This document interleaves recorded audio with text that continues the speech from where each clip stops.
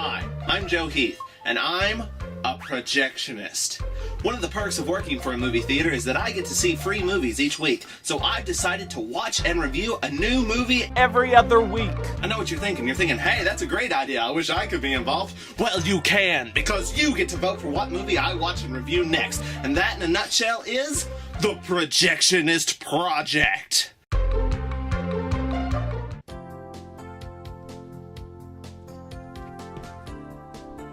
This is Joe Heath. He's a movie reviewer.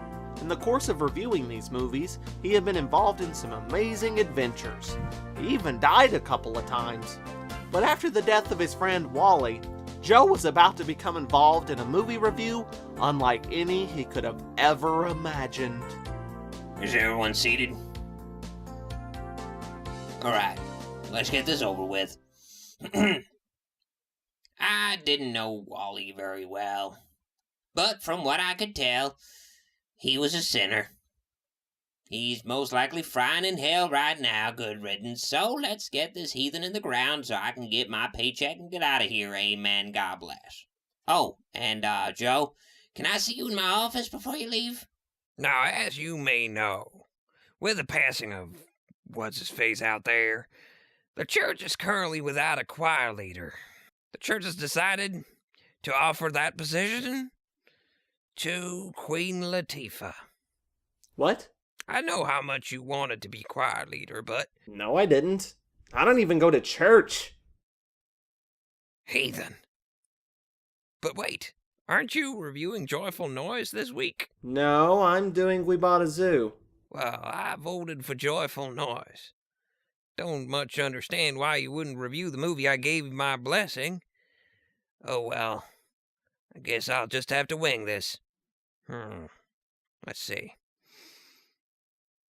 I've got this here will. Yes. Last will and testament of Wally. Did I get anything? Why else would I be bringing this up, idiot? Says here that you have inherited a zoo. What? Wally's Wonderfully Wacky Animal Fun Time Zoo. I've inherited a zoo. Let me know if there's a horsey.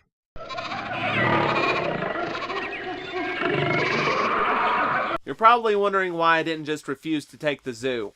It's because the will had a movie logic clause. It stated that in the event of Wally's death, I had to run the zoo until I died or learned a life lesson. If I didn't, I would have to read, watch, and review every single Twilight book and movie. So I thought, how hard could it be to run a zoo? Anyway, We Bought a Zoo is a movie about journalist Benjamin Mee, played by Jason Bourne, whose wife has recently passed away.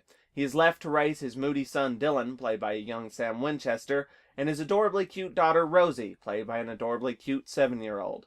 The kids in this movie are great. They both play their parts very naturally. Nothing ever seems forced. There was one intense scene where Dylan gets into an argument with Ben that was particularly emotional and believable.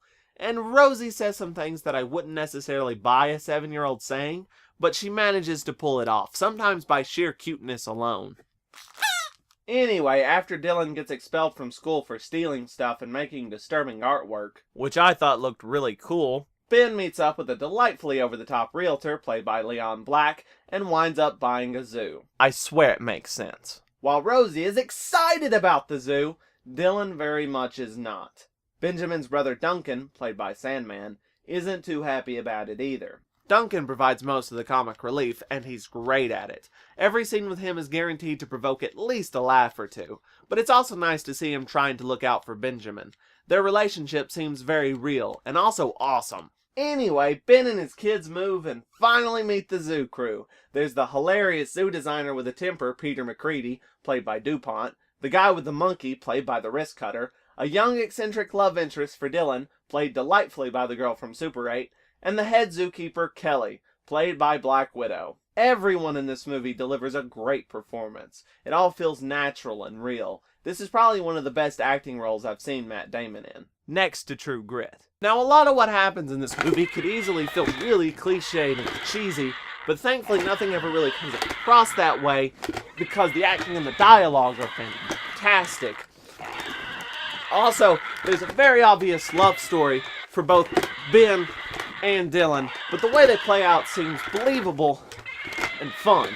Also, there's nice conflicts with the love stories, because Ben is still getting over his dead wife, and Dylan just doesn't want to be at the zoo. Speaking of conflicts, that's something this movie does fantastically well. Just when you think one crisis is over, another one arises. It really keeps you interested in how things are going to turn out. One of the biggest conflicts involves the safety inspector Walter Ferris, played by Wayne Jarvis. This guy is hilarious in everything that he does, and this movie is no exception. And that's another thing that this movie does well. Humor.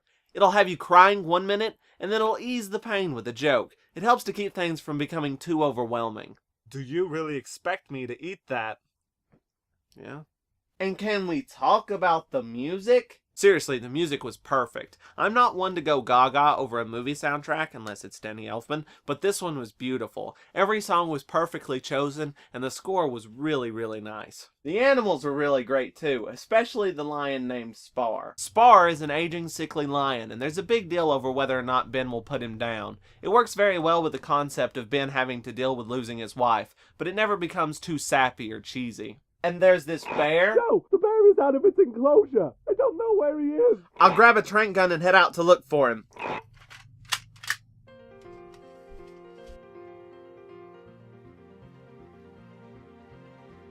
I found him. Hey, what you doing there, buddy?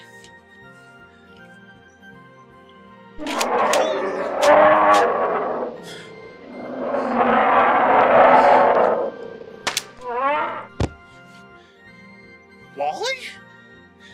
Beer? Ah! Wally!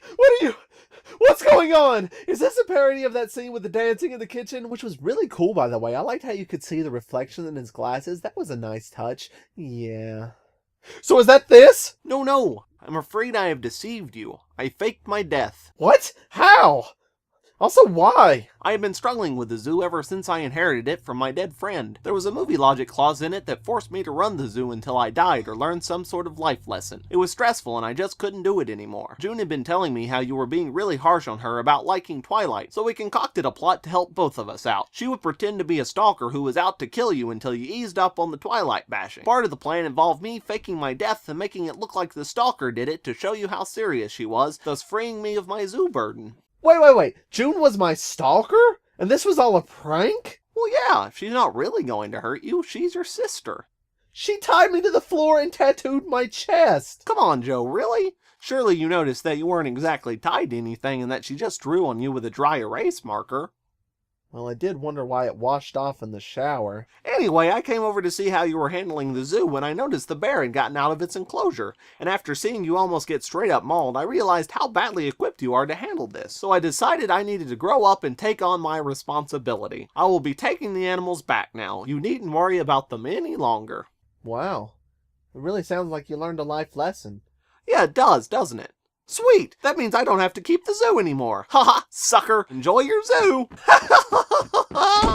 My life is so weird. So all in all, We Bought a Zoo manages to rise above the possibility of being cliched and cheesy by being an exceptionally well put together film with superb acting, writing, directing, and music. It'll make you laugh and it'll definitely make you cry. But in a good way. Go see it. Your choices are superpowered activity, extremely long and incredibly awkward title, joyless mess, meow, and The Woman in Black. Vote for the movie you think I should review next in the sidebar on minipineapple.com. Also, be sure to come to Connuga February 17th to the 19th at the Chattanooga Choo Choo. There'll be tons of fun events, including Connuga TV, which is going to be playing around the convention and in all the hotel rooms that features mini pineapple videos, including the Projectionist project.